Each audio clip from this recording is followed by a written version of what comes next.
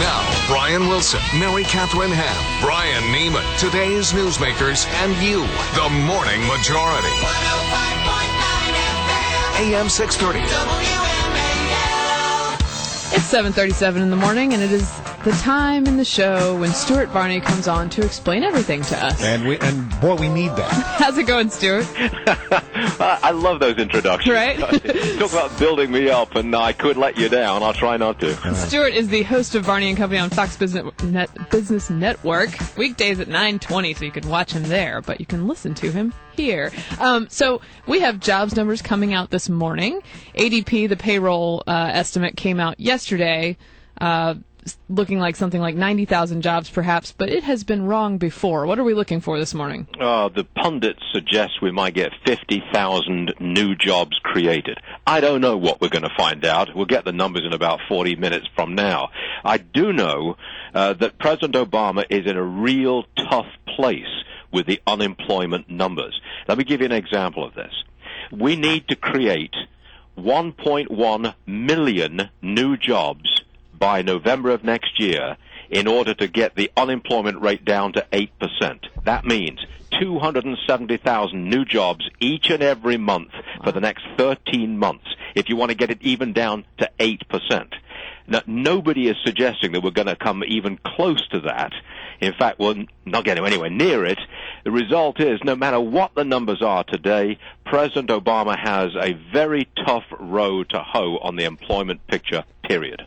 All right. There's more concern over in Europe again with the banks. I heard yesterday that somebody from the Federal Reserve was actually telling Wall Streeters, the bankers up there, be careful of what's going on in Europe. Make sure that your exposure to Europe is taken care of. Have you heard those stories? Yes, that is what's going on. Let's cut through all the jargon for a second. The Greeks can't pay. The Germans will not bail them out. Therefore, all the banks are in trouble. Therefore, the European Central Bank is looking towards somehow or other getting money into the banks to guard against a financial catastrophe. It's on the knife edge because there's a disagreement about how to pay the Greeks and who should pay for them.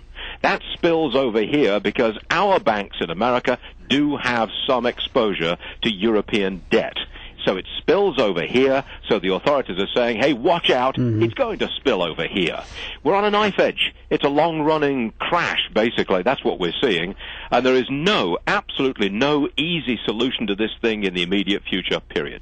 All right, Stuart, Wall Street for the last week or so has been occupied by some very interesting characters who have some sort of loony leftist ideas. And yesterday, the president of these United States sort of endorsed what they're doing. Yeah, he embraced them. What do you think about that? I was shocked. I was very surprised that a president of the United States should embrace a movement which is so far to the left and which, if you actually look at it, is really violent and extreme. If you see some of the signs down there, they've got knives in the heads of financial officials with the blood dripping out. There have been a lot of anti-Semitic statements from some of the lunatic fringe down there. The 9/11 truthers are there. This is a mixed bag of extremists. There is violence in the air. They're way out on the left, and I am surprised that the president, in some way, even just a little bit, embraced them. And he did that yesterday, saying, yeah, I can understand their frustration. I'm sort of with you on that, Stuart. I mean, mixed in, there are some peaceful guys out there, and maybe misguided, but peaceful. But infused within this group are some people who are just bad people. Oh, yeah. I mean, and then the anarchists are in there, and the black bloc is in there. And these are not nice guys. And if this thing turns ugly, the president is going to have some responsibility here because he was the one who went out and said, and started this whole class warfare thing to begin with. Yes. I mean, he won't allow anybody to be associated with the Tea Party. Oh, they're extremists and they're violent.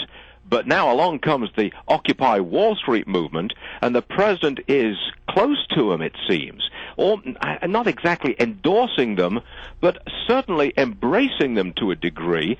This could turn around and bite him badly if this thing turns ugly. Well, it has already, quite frankly. Speaking of turning around and biting them, how about the Democrats are all upset, to Dick Durbin specifically, with Bank of America telling people, you know what, take your money out of the bank because they're raising rates on debit cards because of the bill that the Democrats pushed forward, the Dodd-Frank bill. Never before, and I've been in America 40 years, I've never before seen a senator on the floor of the United States Senate stand up and encourage a run on an American bank. And that's exactly what Senator Durbin did.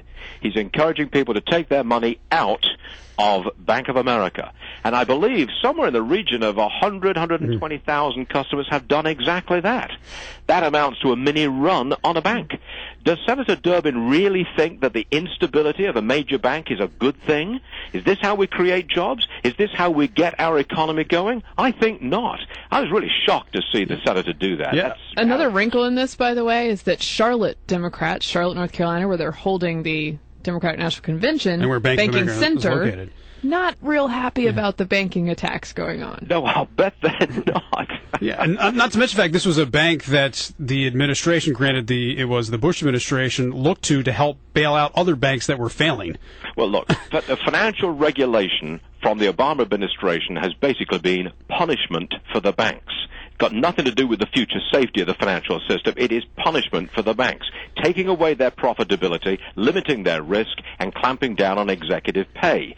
The result is that fees charged by banks in all kinds of things, whether it's for your checking account, whether it's the bonuses you get on your credit cards, the fees for debit cards, all of these things have now been contracted. You're paying more for banking services because of financial regulation.